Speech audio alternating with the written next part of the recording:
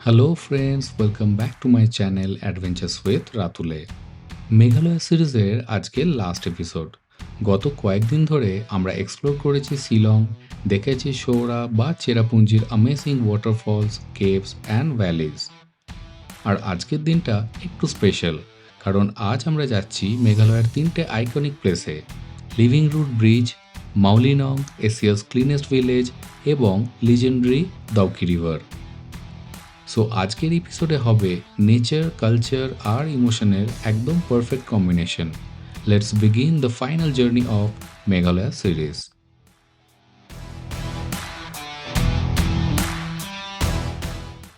সকালের মেঘালয়ের একটা আলাদা ম্যাজিক আছে। হোটেল থেকে বেরিয়ে যখন গাড়ি ধীরে ধীরে পাহাড়ি রোডে উঠতে শুরু করলো, চারিদিকে শুধু গ্রিন হিলস আর ফ্রেশ মাউন্টেন এয়ার। এই ইস্ট খাসির হিলস রিজিয়নটা আসলে মেঘালয়ের সবচেয়ে বিউটিফুল ল্যান্ডস্কেপগুলোর একটা। রাস্তার দুপাশে মাঝে মাঝে দেখা যায় ছোট Khasi villagers, bamboo houses and betel nut tree. এই রোড জার্নিটা আসলে শুধু ট্রাভেল না, এটা একটা অসাধারণ এক্সপিরিয়েন্স। আর অবশেষে আমরা পৌঁছে গেলাম মেঘালয়ের সবচেয়ে ফ্যাসিনেটিং ক্রিয়েশনগুলোর একটায়, লিভিং রুট ব্রিজ। এটা শুধু একটা ব্রিজ না, এটা নেচার আর হিউম্যান ইন্টেলিজেন্সের একটা ইনক্রেডিবল এক্সাম্পল। সাধারণ ব্রিজ যেমন কংক্রিট বা স্টিল দিয়ে বানানো হয়, এটা কিন্তু তৈরি হয়েছে লিভিং ট্রি রুটস দিয়ে। খাসি ট্রাইবের মানুষরা রাবার ট্রি এর রুটসগুলোকে গাইড করে ধীরে ধীরে নদীর ওপারে নিয়ে যায়।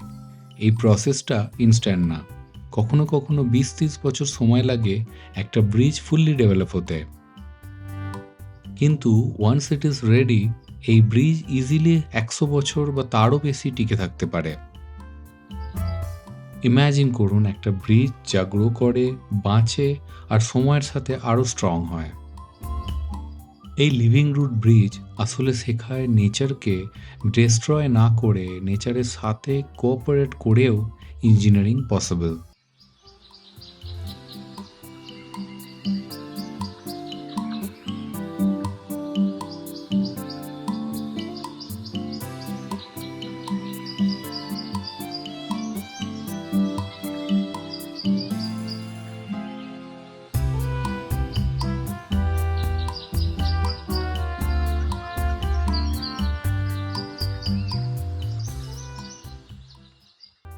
আর অবশেষে আমরা পৌঁছে গেলাম মাউলিনং ভিলেজে। এই ছোট্ট গ্রামটা শুধু মেঘালয়াতেই নয়, পুরো এশিয়াতেই ফেমাস, কারণ এটাকে বলা হয় এশিয়াস ক্লিনেস্ট ভিলেজ। 2003 সালে ডিসকভার ইন্ডিয়া ম্যাগাজিনে এই গ্রামটাকে এই টাইটেল দেয়া হয়। কিন্তু এখানে এসে একটা জিনিস খুব পরিষ্কার বোঝা যায়, ক্লিনলিনেস এখানে কোনো অ্যাওয়ার্ড পাওয়ার জন্য নয়, এটা এখানের ডেলি লাইফস্টাইল। গ্রামের প্রতিটা রাস্তার পাশে ব্যাম্বু দিয়ে বানানো ডাস্টবিন, প্লাস্টিক ইউজ প্রায় নেই বললেই চলে। আর একটা ইন্টারেস্টিং বিষয় হলো, এখানকার গ্রামের মানুষেরা নিজেরাই কমিউনিটি এফর্ট দিয়ে প্রতিদিন ক্লিনিং মেনটেন করে। Every morning villagers clean their surroundings, roads, gardens and public spaces. আপনি দেখবেন প্রতিটা বাড়ির সামনে ছোট ছোট ফ্লাওয়ার গার্ডেন আছে। এই ফুলগুলো শুধু ডেকোরেশন না, এগুলো আসলে ভিলেজের প্রাইড। আর একটা কালচারাল ফ্যাক্ট খুব ইন্টারেস্টিং, মাউলিনং ভিলেজে খাসি ট্রাইবের একটা ইউনিক সিস্টেম আছে, যাকে বলে ম্যাট্রিলিনিয়াল সোসাইটি। মানে ফ্যামিলি লিনিয়েজ চলে মাদারের মাধ্যমে। প্রপার্টি অনেক সময় ডটারের নামে যায় এবং ফ্যামিলি ডিসিশনে ওমেনের রোল খুব ইম্পর্ট্যান্ট। এই কালচার মেঘালয়কে ইন্ডিয়ার বাকি অনেক জায়গা থেকে আলাদা করে দেয়।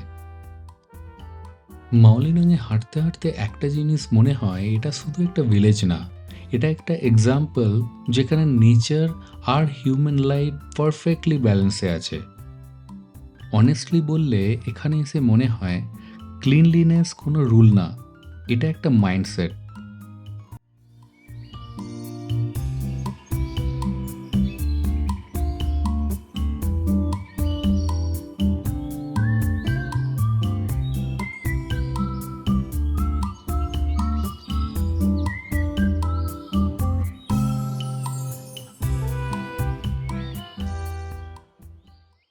আর মাওলিনং ভিলেজের সবচেয়ে এক্সাইটিং অ্যাট্রাকশনগুলোর একটা হলো এই ব্যাম্বু স্কাইওয়াক। পুরোটাই তৈরি হয়েছে ব্যাম্বু দিয়ে, আর এখান থেকে পুরো ভিলেজ আর সারাউন্ডিং ফরেস্টের অ্যামেজিং ভিউ দেখা যায়। ধীরে ধীরে এই স্কাইওয়াকের সিঁড়ি বেয়ে উপরে উঠতে উঠতে মনে হয় যেন আমরা ফরেস্ট ক্যানোপির মধ্যে ঢুকে পড়েছি। টপে পৌঁছলে দূরে দেখা যায় গ্রিন হিলস আর বাংলাদেশ প্লেন্স। এই ব্যাম্বু স্ট্রাকচার শুধু ভিউ পয়েন্ট না, এটা খাসি ট্রাইবের ট্র্যাডিশনাল ইঞ্জিনিয়ারিংয়ের এক্সাম্পল। নেচারের সাথে হারমোনি রেখে কিভাবে সাস্টেনেবল স্ট্রাকচার তৈরি করা যায়, এই স্কাইওয়াক তার পারফেক্ট এক্সাম্পল। এরপর আমরা রওনা দিলাম মেঘালয়ের সবচেয়ে ফেমাস ডেস্টিনেশনের দিকে, দাউকি রিভার। দাউকি আসলে একটা স্মল বর্ডার টাউন, যা ইন্ডিয়া আর বাংলাদেশের মাঝখানে অবস্থিত। এই নদীর অফিসিয়াল নাম হলো উমগত রিভার, কিন্তু ট্যুরিস্টদের কাছে এটা বেশি পরিচিত দাউকি রিভার নামে। এই নদীর সবচেয়ে অ্যামেজিং জিনিস হলো এর ক্রিস্টাল ক্লিয়ার ওয়াটার। উইন্টার সিজনে ওয়াটার ক্ল্যারিটি এতটাই ক্লিয়ার হয় যে বোটগুলোকে মনে হয় যেন ওয়াটারের ওপরে না, ফ্লোটিং ইন দ্য এয়ার। এই কারণেই দাউকি রিভারের ছবি বা ভিডিও সোশ্যাল মিডিয়াতে এতটা ভাইরাল হয়। বোটিং করতে করতে চারিদিক যে ভিউ দেখা যায়, গ্রিন হিলস, ব্লু স্কাই আর ট্রান্সপারেন্ট ওয়াটার, সত্যিই মনে হয় যেন নেচার নিজের হাতে একটা পেন্টিং তৈরি করেছে। এই রিভার শুধু ট্যুরিস্ট অ্যাট্রাকশন নয়, এটা লোকাল পিপলদের লাইভলিহুডের বড় সোর্স। ফিশিং, ট্রান্সপোর্টেশন আর ক্রস বর্ডার ট্রেড সব কিছু এই রিভারের সাথে কানেক্টেড। আর দাউকির আরেকটা ইন্টারেস্টিং পার্ট হলো এখান থেকে খুব কাছেই ইন্ডিয়া বাংলাদেশ বর্ডার। এখানে দাঁড়িয়ে লিটারেলি দেখা যায় দুই দেশের বাউন্ডারি। একদিকে ইন্ডিয়া আর কয়েক কদম দূরেই বাংলাদেশ।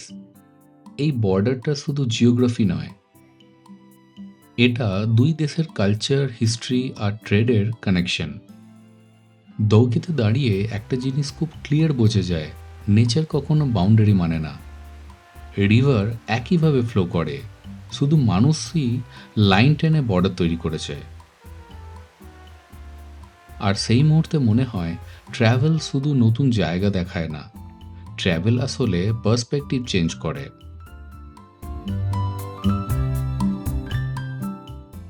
মেঘালয়ের এই শেষ দিনের জার্নি আমাকে একটা জিনিস শিখিয়েছে, নেচার যতটা পাওয়ারফুল, হিউম্যান কালচার ততটাই বিউটিফুল। আর মেঘালয় সত্যিই deserving of the name, the Adobe of clouds. এভাবেই শেষ হলো আমাদের মেঘালয় জার্নি। এই কয়েকদিনে আমরা দেখেছি শিলংয়ের শান্ত শহর, সোহরার ড্রামাটিক ওয়াটারফলস, মাওলিনংয়ের আনবিলিভেবল ক্লিনিনেস আর দাউকির ক্রিস্টাল ক্লিয়ার রিভার। মেঘালয়কে বলা হয় দ্য অ্যাডব অফ ক্লাউডস, আর আজ বুঝতে পারছি কেন। এখানে মেঘ শুধু আকাশে থাকে না, এখানে মেঘ পাহাড় ছুঁয়ে যায়, নদীর ওপরে ভেসে থাকে আর মানুষের জীবনের সঙ্গেও মিশে যায়। এই ট্রিপ শুধু একটা ট্রাভেল ব্লগ ছিল না, এটা হয়ে গেছে একটা মেমোরি।